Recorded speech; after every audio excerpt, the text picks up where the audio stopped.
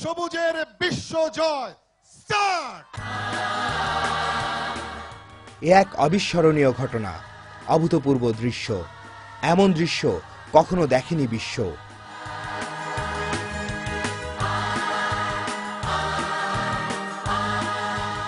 যে পতাকার জন্য মুক্তিযুদ্ধ, সেই লাল সবুজের পতাকার বিশ্ব রেকর্ড গড়তে দুহাত মাথার উপর তুলে আরও একবার বিশ্বের বুকে বাঙালি জাতিকে তুলে ধরতে বাংলাদেশ সেনাবাহিনীর সাথে দৃঢ় প্রত্যয়ে দাঁড়িয়ে সব বয়সীরা।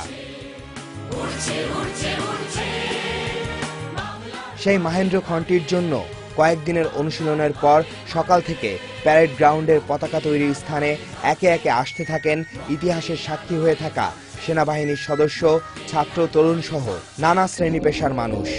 একই সাথে চ্যানেল আই, খুদে গানরাজ এবং সেরা কণ্ঠের শিল্পীদের দেশের গান পরিবেশন।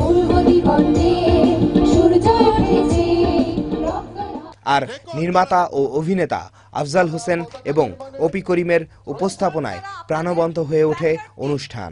যার যার নির্দিষ্ট রং আছে, এখনই দেখে নিন, একবার প্র্যাকটিস করুন। বিশ্বময় চ্যানেল আই এই গৌরবের কথা প্রচার করছে, জানাচ্ছে।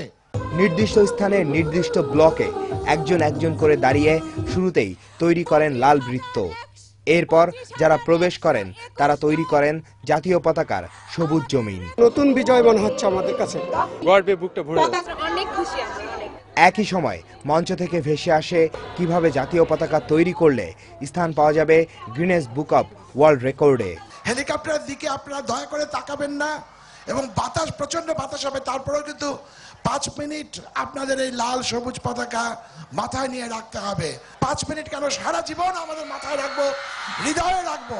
এরপর দেখানো হয় বাংলাদেশের জাতীয় পতাকা কিভাবে বিশ্ব রেকর্ড গড়তে পারে তা নিয়ে গিনেস বুক অব ওয়ার্ল্ড রেকর্ডের একটি ভিডিও বার্তা। আমরা গিনেস ওয়ার্ল্ড রেকর্ড ব্রেকিং এর কার্যক্রমের সাথে আছি।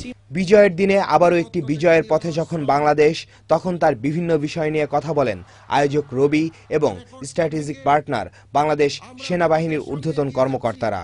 আজকের এই দিনে আবার আমরা পাকিস্তানের রেকর্ডকে ভেঙে নতুন করে বিশ্ব রেকর্ড স্থাপন করতে যাচ্ছি, তাও বাংলাদেশের পতাকা দিয়ে। এর চেয়ে বড় অর্জন আর কি বা হতে পারে? ডিফেন্স যদি কিছু করতে হয়, বিশ্বের বুকে যদি আমাদের নাম লেখাতে হয়, আমাদের এমন কিছু একটা করতে হবে যেখানে আমরা বিশ্ব জয়ের আনন্দটা পাবো। সময়ের সাথে সাথে প্যারেড গ্রাউন্ডের পতাকা তৈরিতে নির্দিষ্ট এলাকা পূর্ণ হয়ে যায় ২৭,১১৭ জন মানুষে, যেখানে ছিলেন সেনা, নৌ, বিমান ও আনসার বাহিনী সহ শিক্ষার্থী এবং বিভিন্ন শ্রেণী পেশার মানুষ। শুরু হয় মহড়া।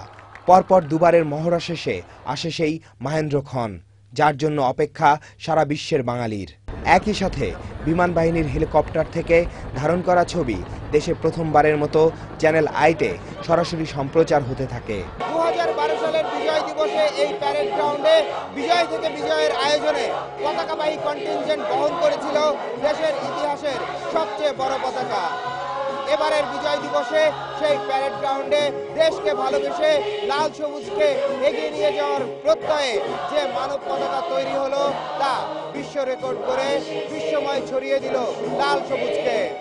এরপর আইয়ুব বাচ্চু সহ দেশ বরেণ্য ব্যান্ড সঙ্গীত শিল্পীদের পরিবেশনার পর সুরের ধারার আয়োজনে গাওয়া হয় জাতীয় সঙ্গীত।